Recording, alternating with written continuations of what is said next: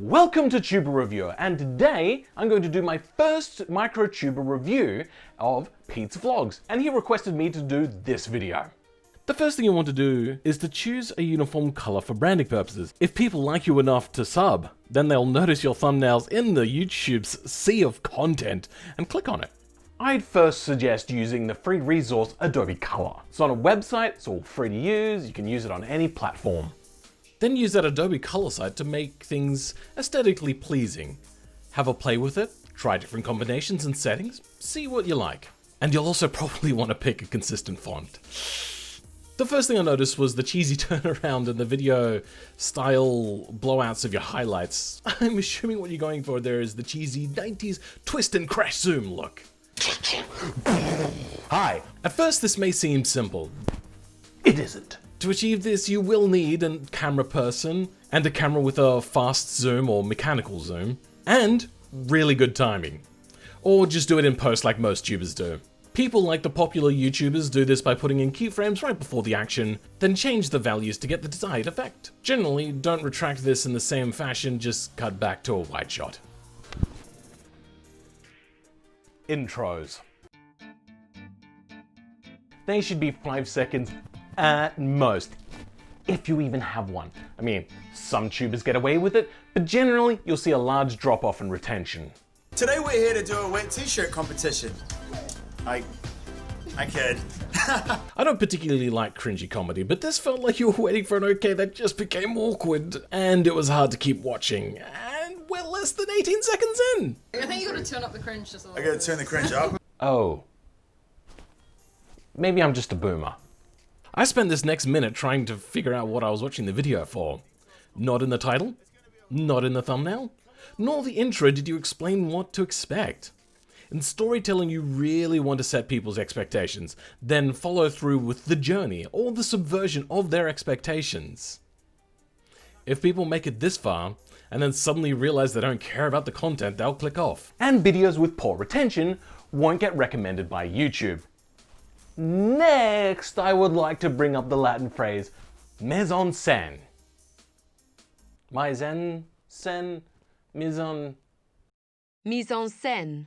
It's a blanket term basically for everything that you see in the camera. Here we have an oddly high camera angle that doesn't allow viewers to really focus on the faces, which is really important for people to engage with emotion. I've also got a fart. Give me a sec. Normally, a crass joke is done in juxtaposition to give comedy, hence the straight man and crazy man dynamic. But here we have an uneasy angle, unwashed, bland concrete with moss and weeds. It doesn't really play well. People really do like to see things that are less common, and people putting in lots of effort for, say, mise en scène, it really adds up to the viewer experience. Even if it's all trial and error, and it's all for nothing. Here you've made an abrupt cut to change the rules of the game.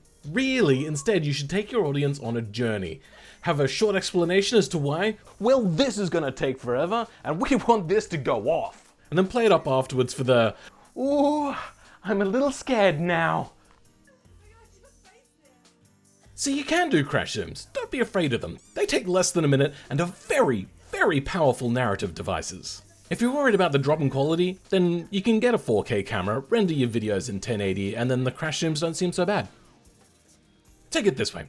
A few years ago, the great and venerable PewDiePie rendered in 720 and nobody batted an eyelid, because it's about the content more than anything else.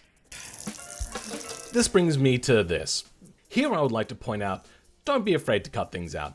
This could have been cut right here. Sure, your video would have been shorter, but it will result in better videos that people will talk about. Hey, Mentos in my hair. How do I look? Fabulous. Though really, you probably shouldn't have cut here and should have really explored this content more. Now people have seen the title of the video play out, they will probably leave after this. Look to the professionals like Mythbusters. They are never satisfied with a mediocre result. They will keep going until they have to rig it to explode to end an episode properly. So, here's what I'm thinking we should do. Get high explosives and the FBI to assist us and blow that sucker a bigger boom than we've ever done before on the show. And you just really let it fizzle out and then go to the next one. Now with the card section, which just it cuts to, once again, no setup. Also, there should probably be a separate video entirely. And whilst watching it, it did take me a while to put together all the reasons I didn't really like this. The background is just a mess. 2. The lighting isn't great. 3. Somehow this video that is 1080p looks like 240p quality. I'm not sure if it's your camera that's just really low quality or your video editing software that's not giving you a proper render out. Maybe your bitrate's too low, who knows. But long shots like this look like a cheap reaction video that a dime a dozen. I know I'm contradicting myself here, but it's all just about balance. 4. You're darker than her, and you're wearing a hat that makes you darker again, which with your camera seems to really bring out the red, which is something you will probably want to avoid. Not to mention that there's something not quite right about seeing somebody with a hat inside. It's a subconscious thing. Final thoughts. You have good energy, you're releasing fairly often, you could go far. But consider setting up a space indoors and outdoors in your case, with good set design. Just pump up that production quality. And remember people, nobody can tell you the magic sauce to make it big, but there's tips and tricks to help you.